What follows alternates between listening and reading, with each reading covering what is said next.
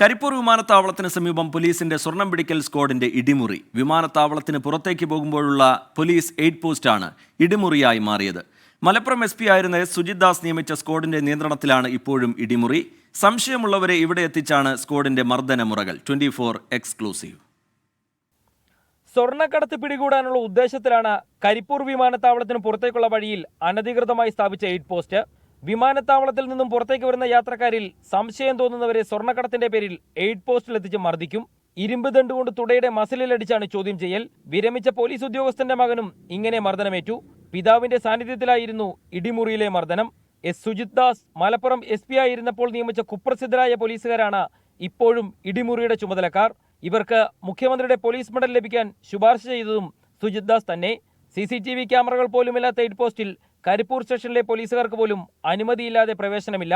100-ലധികം യാത്രക്കാരെയാണ് ഇടിമുറിയിൽ മർദ്ദിച്ചിട്ടുള്ളത്. മർദ്ദനത്തിൽ പരാതിയുമായി എത്തുന്നവരെ special branch ഉദ്യോഗസ്ഥർ നേരിട്ട് കണ്ട് പരാതി ഇല്ലാതാക്കുകയാണ് പതിവ്. CPIM നേതാക്കളെ പോലും മർദ്ദിച്ച കേസിൽ ആരോപണം നേരിടുന്നവരും മർദ്ദന സ്ക്വാഡിലുണ്ട്. ഇവരുടെ പ്രവർത്തനം കരിപ്പൂർ പോലീസിനും തലവേദനയാണ്.